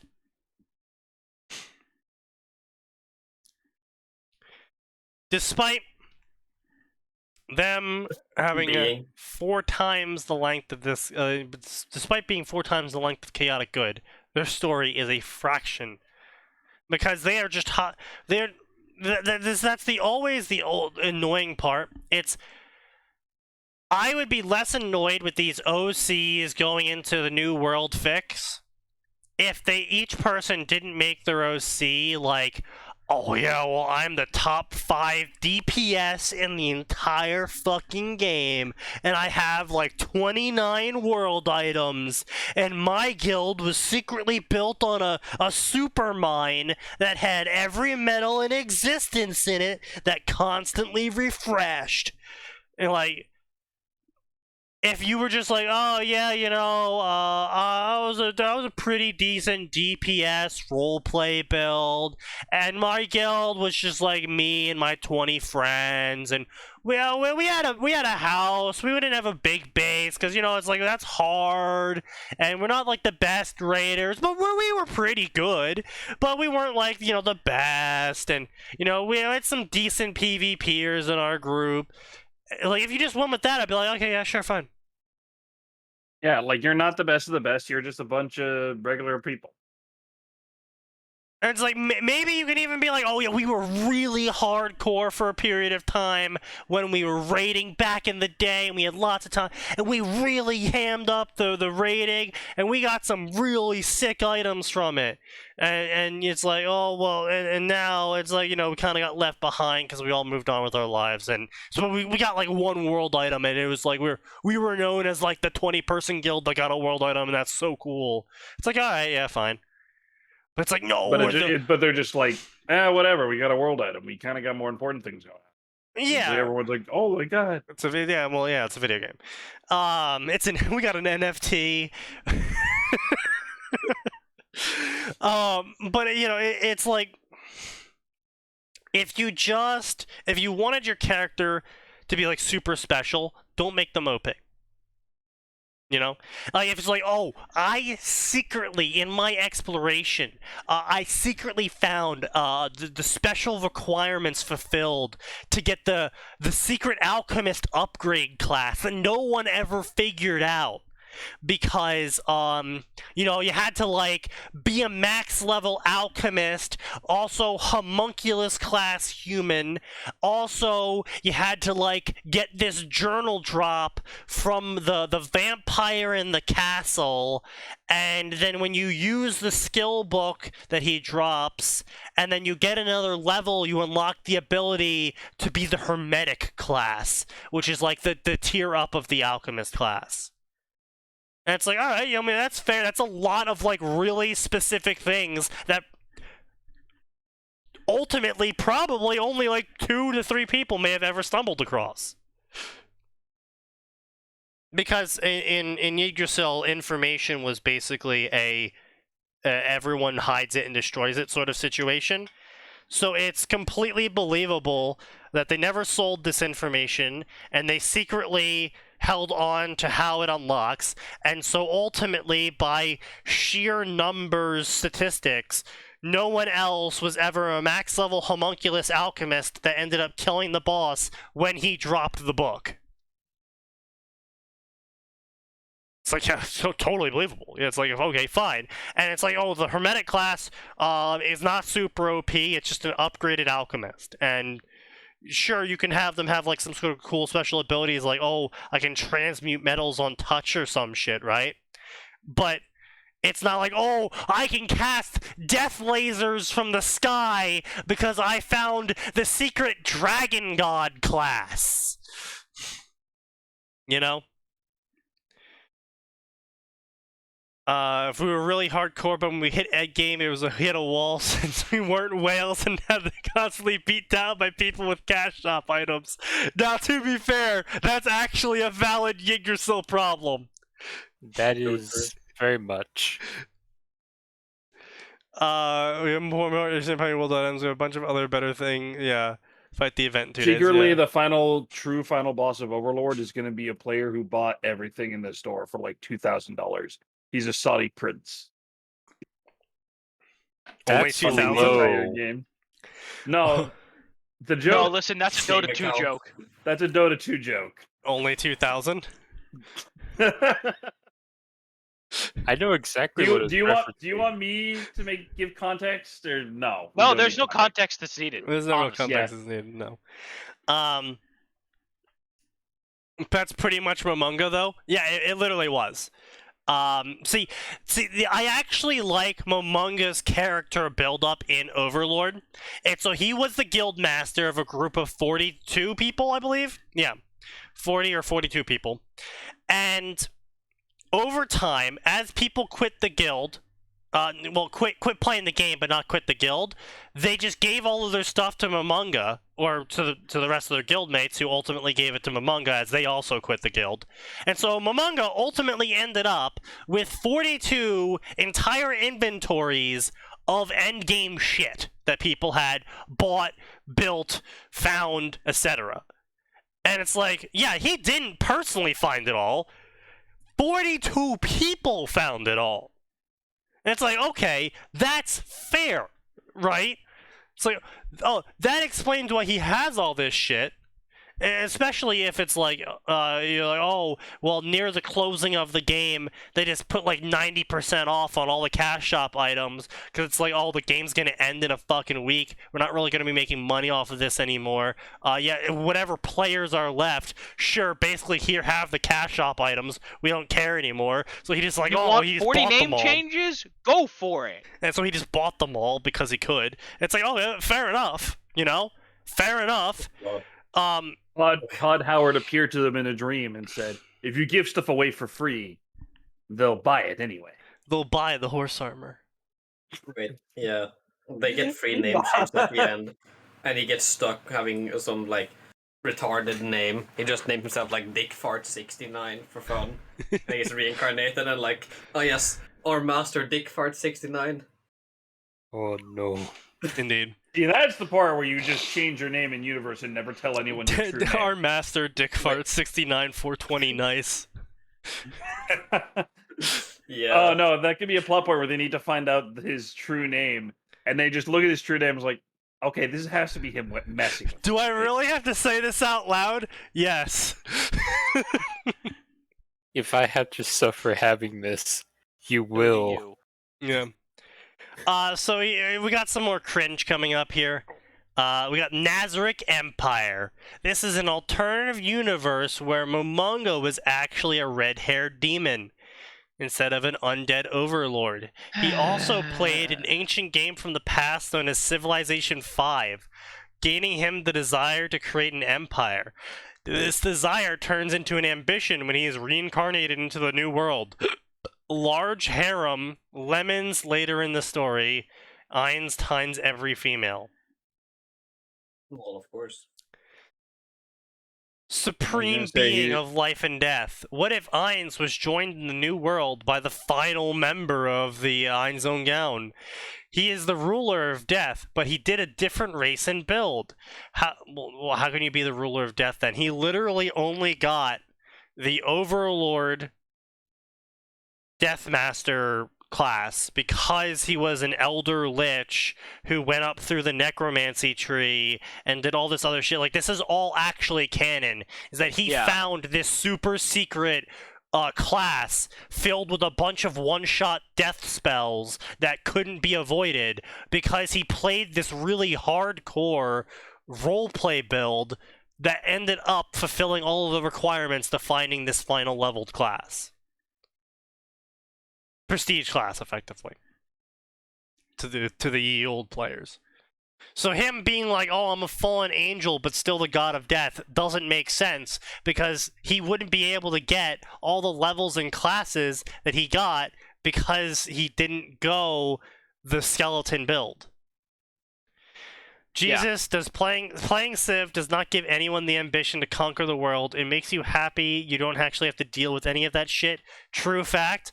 Also, same thing for Hoi and EU, but those people Bro, I am are. literally conquering India right now in EU for it. I'm calling you out. Meanwhile, in Total War Britannia, why can't I conquer all that land? Now, I will say Total War definitely makes you a fanatical murder hobo conqueror, because you do get ultimately frustrated with the AI merely existing on your borders. Look, I mean, that's also an EU thing, Sneaky. to be honest. All I'm saying is that the elves broke my NAP. I don't understand why it's so hard to believe that I'd want them wiped off the map. I don't get it. The existence of Indian nations is an affront to my empire. Okay? And they How also have will a lot of money, Ainz and I deal want with it. being an angel instead in this new world that fears heteromorphs? They will literally worship angels. The new world literally worships angels. Yeah. Will Taylor, the angel of life, be able to balance him out? And No. why is Taylor so attracted to Albedo? This is canon with my own twist. That's not how that works. It's not. That's not how that That's works. definitely not how that Not works. even in the fucking slightest. God. Initially, I thought you said Taylor, and that this was a worm crossover. But Taylor, I don't know. I think that's worse, to be honest. I am Taylor, poison blood. God. I hate you. Excellent.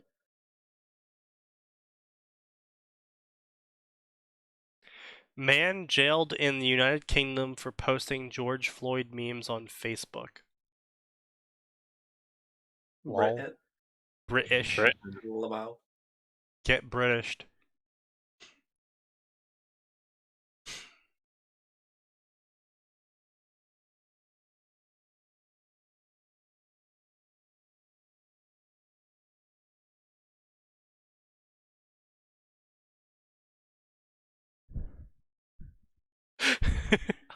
I am convinced that as a wizard, I can cast Command Skeleton on living creatures.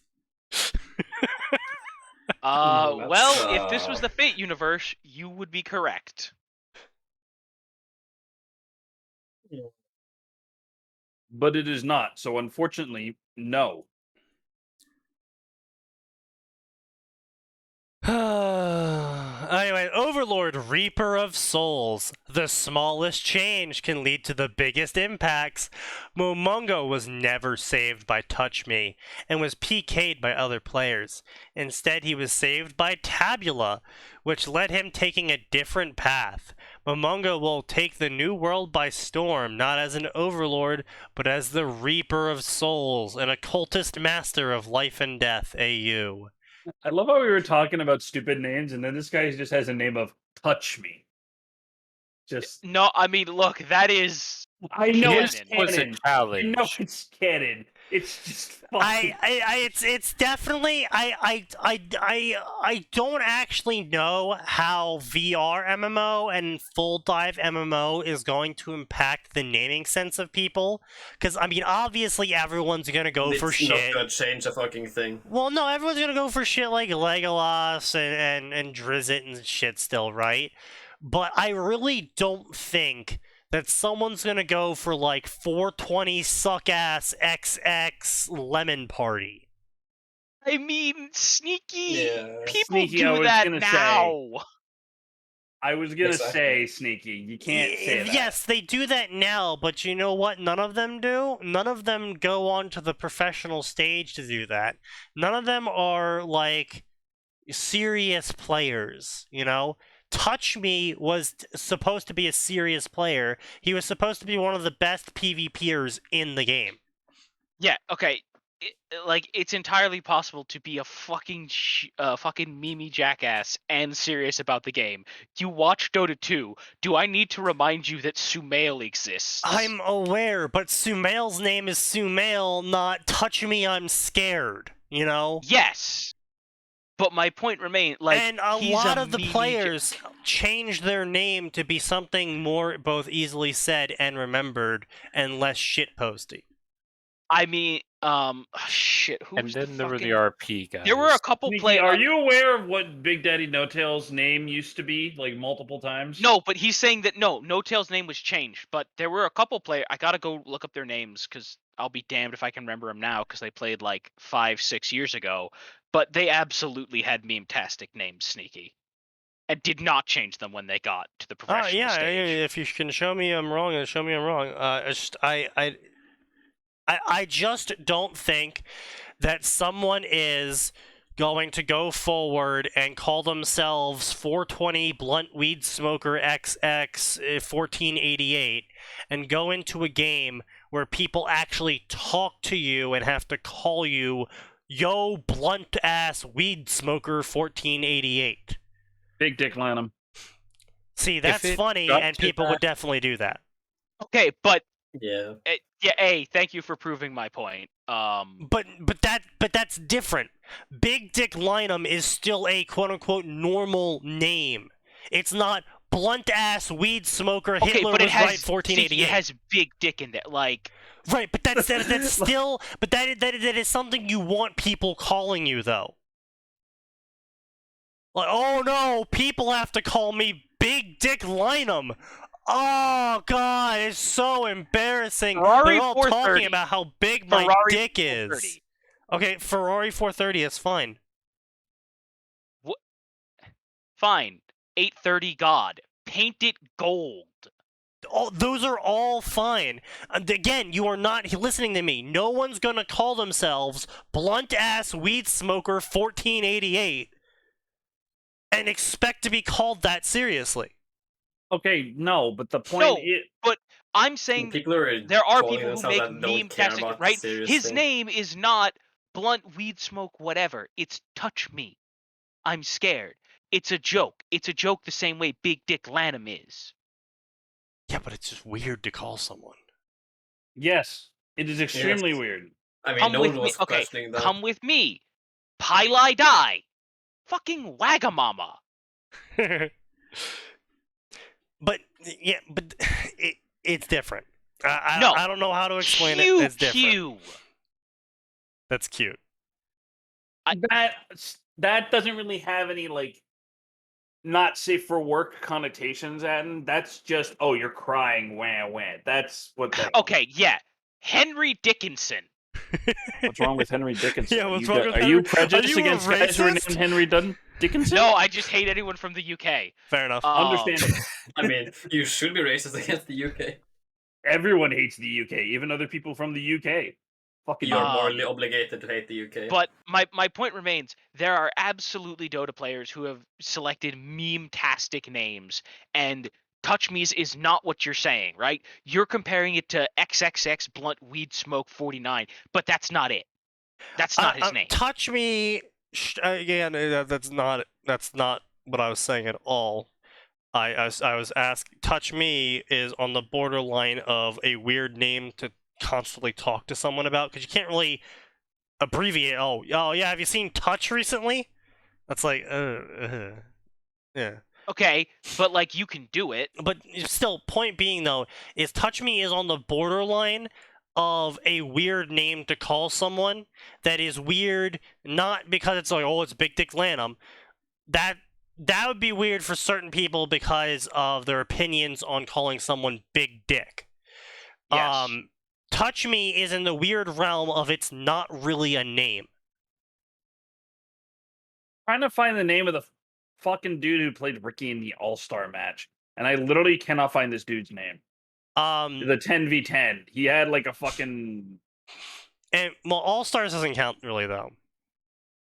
Yeah. I Well, mean, no, the All-Star. Okay, generally speaking, the All-Stars match consists of actual professional players. sometimes. Oh, it was Big Dick Lanham.